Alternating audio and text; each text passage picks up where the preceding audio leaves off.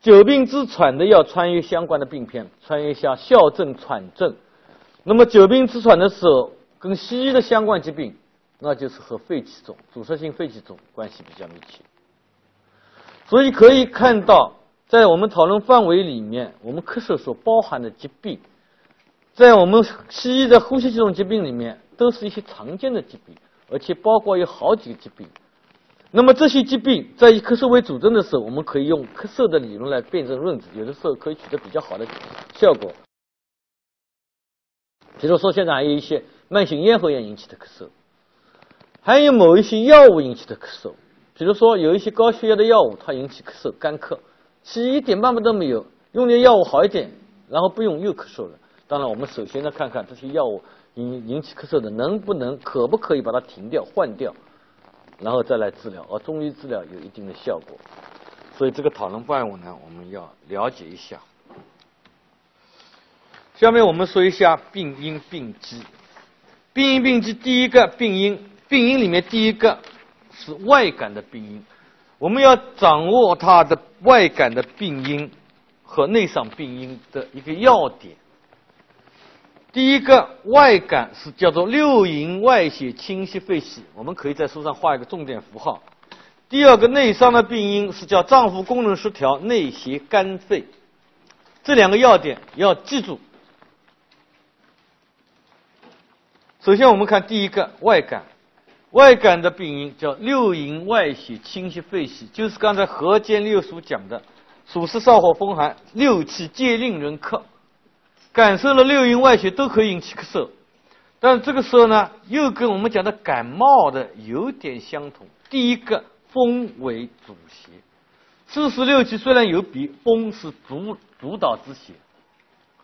在我们咳嗽里面，外邪里面风是主要的病邪，但是这个风邪呢，又可以兼就有其他的病邪来治病。那么在我们咳嗽里面兼的什么病邪呢？容易兼的是风寒，是寒邪，是热邪和燥邪。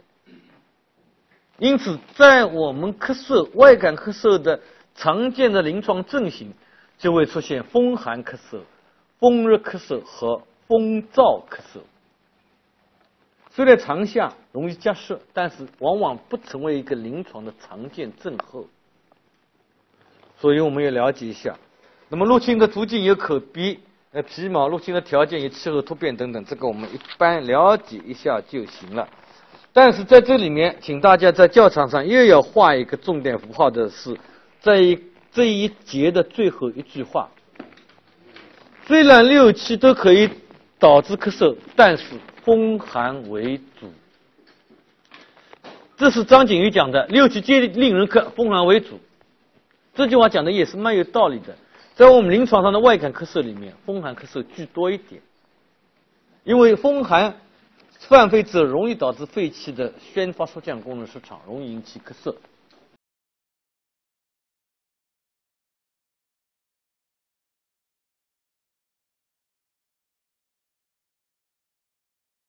病因的要点是六淫外邪侵袭肺系，这一点经常也做一个填空题来考大家，或者说六气皆令人咳，风寒为主，风寒两个字会做一个填空题或者选择题来考大家，所以要记住，然后记住它的内容。风邪为主，将由寒热燥邪为多见，临床上出现风寒症、风热症和风燥症。内伤咳嗽有什么病因？第一个病因情志失调，原来由于有一些晕入忧思太过，导致情志失调，导致肝湿疏泄，肝郁化火，气火循经上犯于肺，形成一种木火行经的咳嗽。这个名字听说过了吧？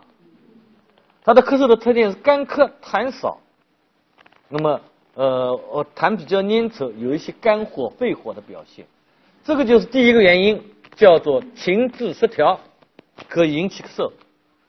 第二个原因，饮食不当。那么饮食不当的原因，过食甘肥油腻或者辛辣煎炸，我们教材上叫做滋补之品，就是辛辣的火盛的煎炸之品，影响了脾胃的运化功能。脾胃不能够健运，产生痰，而脾为生痰之源，产生痰之后呢，痰这种脾经的痰可以循经上泛到肺，或者我们叫做上至于肺，就是向上留在肺里面，所以又称为肺为储痰之器。那这一点我们针灸学过了吧？还没有。所以这个就是特别是肺为生痰之源，脾为储痰之器，这个也蛮有意思的。我们说从我们进入行业学到针灸，学到经络，肺是叫做肺守太阴之脉，是吧？其与中焦，下入大肠，寒循胃口，然后上膈属肺。它是其余中焦的，所以跟脾胃的经络啊，从中医的理论上，它有互相交叉的地方。而且我们肺经循行的部位，我们可以一看出来，跟肝经的循行的部位又有交叉的地方。所以肝火可以循经犯肺，痰湿也可以循经流到肺。这个就是说，它的两个原因病因是情志失调和饮食不当。那么这两个原因呢，我们现在想一下，可以看是他脏及肺的，不是肺脏自己有病，是由于情志因素影响到了肝，然后饮食因素影响到了脾，产生了痰湿痰火，产生了气火，然后上泛到肺，是他脏及肺的。那么肺脏治病的呢，多种肺系疾病，久病不愈，肺气虚弱，肺不主气，或者说第三个病因，内伤的第三个病因就是久病肺虚。久病肺虚呢是肺脏自身的疾病，肺气不能主气，气逆为咳，肺不能主气的时候，气不能化津液，也能形成痰。所以我们再来回头看一下，什么叫做脏腑功能失调、内血干肺？这句话讲的病因是什么意思？原来是由于情志失调、饮食因素，或者是肺脏治病导致这些脏腑的功能失调，肺脾肾的脏腑功能失调，产生了继发性的病理因素，我们把它称为内邪。这个内邪就是继发性的病理产物，就是病理因素。这个病理因素反过来又侵犯到肺，留在肺，侵犯到肺，使肺是宣降而产生咳嗽。因此我们对咳嗽的病因要这么样来理解，这么样来记住。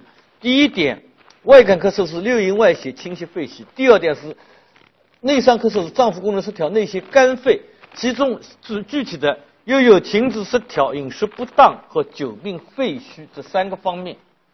在情志失调、饮食不当、久病肺虚之后，影响了肺脾肾的功能，产生了继发性的病理产物来侵犯到肺，导致咳嗽。这样清楚吗？否则大家看书会有些看来看去，什么叫做内邪肝肺，什么叫做他脏及肺脏治病，会有些不清楚的地方。我来给大家做一个解释。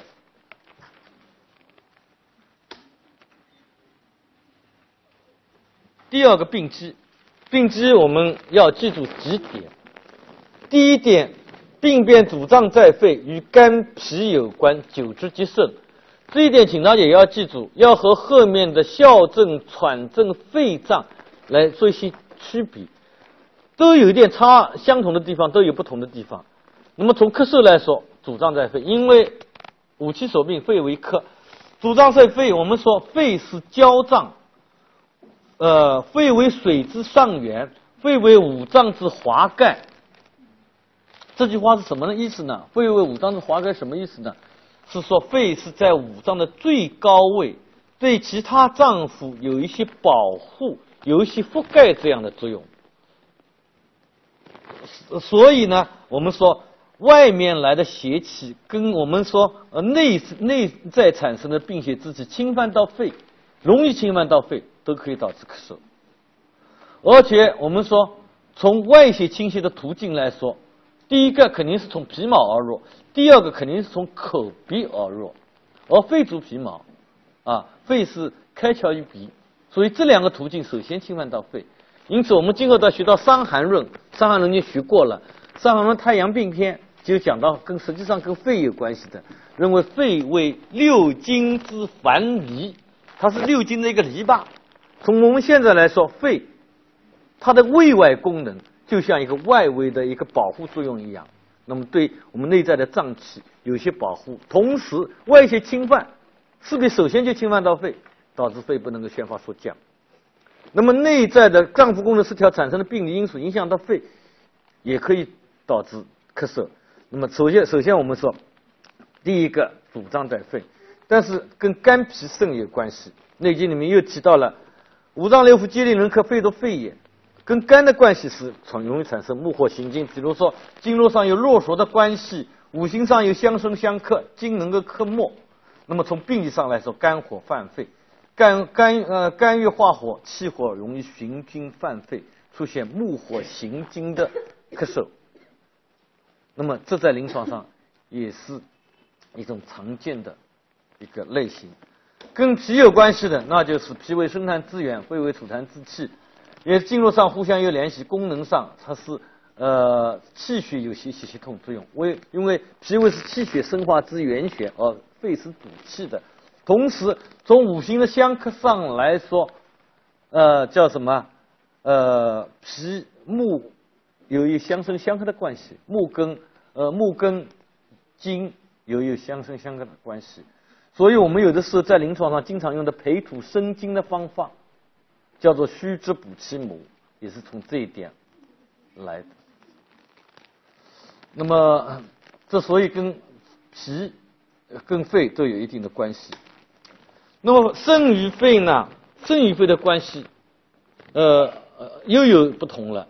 那么肾与肺的关系实际上是精和水的关系，互相滋生。肺为水之上源，说明肺对肾有滋润滋养的作用。但是从事肾呢，肾又是五脏阴阳的根本。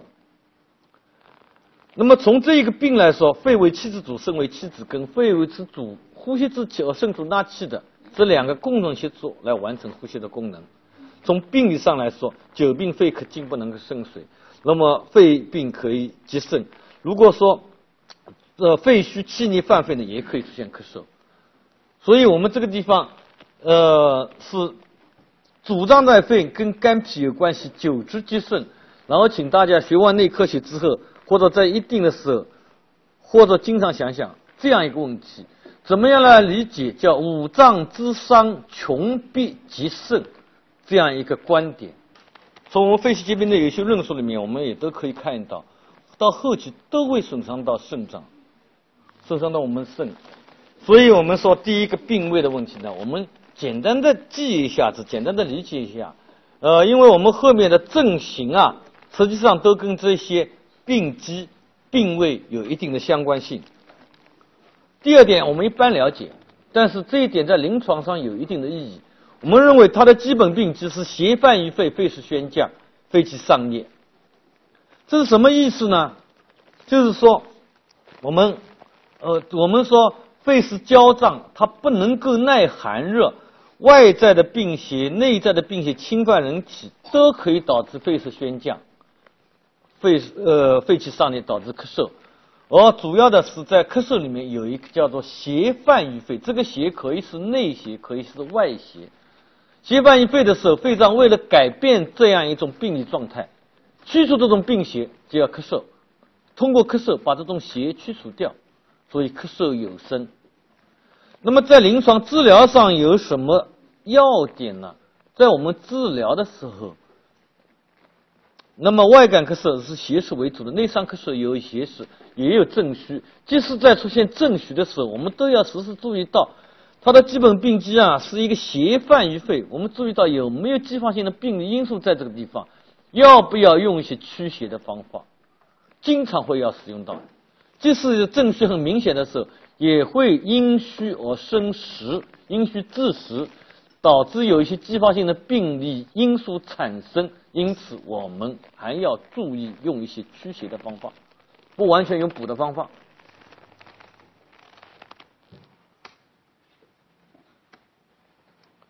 第三个病理性质，病理性质我们也是讲的它的八纲属性。所以我们也要分一下外感咳嗽和内伤咳嗽。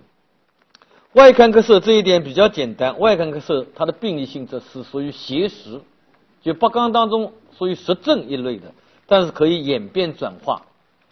注意它的演变转化，演变转化这些演变转化的内容，实际上都也是在我们的临床症象里面体现出来。我们看外邪，它的为什么说它是邪实呢？因为外邪犯肺，它都是什么呢？它主要是肺胃失畅，肺气壅和不舒服不畅，有风寒，有风热，有暑湿，有燥邪，还有一些其他的病邪，但是正气不虚，或正气虚弱，或者正气虚弱不明显，因此属于邪实。那么其中有风寒，有风热的，那么有这样几种类型：风寒、风热、风燥，这么三种类型。它的演变呢，如果说风寒咳嗽没有个及时能够宣散，可以郁而化热而变成风热咳嗽，可以出现简单的风寒化热。风热呢，第一个可以说风热化燥，变成燥邪的咳嗽。第二个呢，可以说风热变成痰热，风热增益成痰。那么风热化燥的时候，可以变成一种类似燥邪的咳嗽，甚至说可以变成类似内伤燥邪偏盛的咳嗽。而增益成痰表现为痰热郁肺的时候呢，它就由表入里的，由外感咳嗽变成内伤咳嗽了。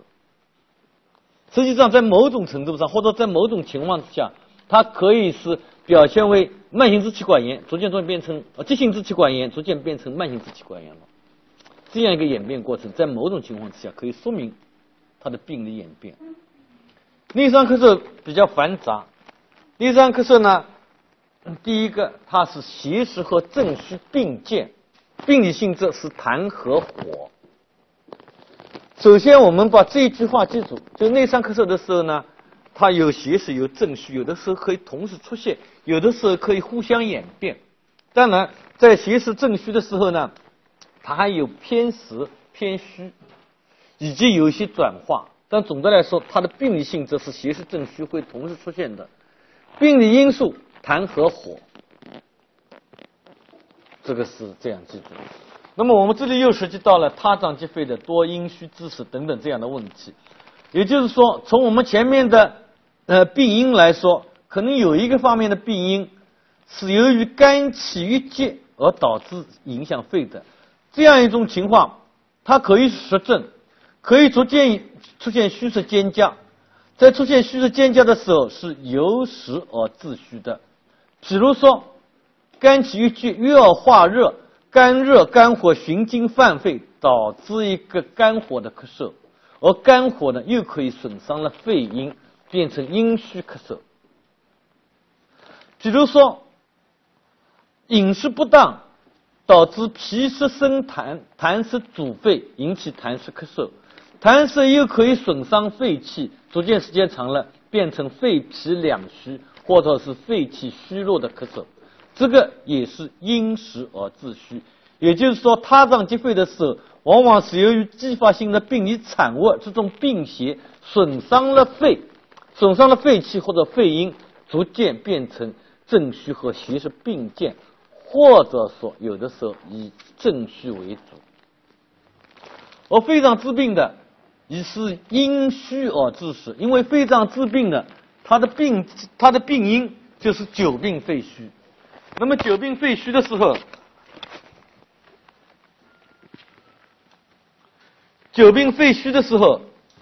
它往往是有表现为肺阴不足，或者是肺气亏虚。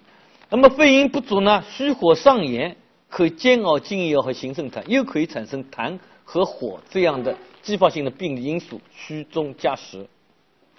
或者肺气亏虚，气不化津液，津液水泛为痰，也可以在肺气虚弱、肺气虚寒的时候表现为有痰有饮。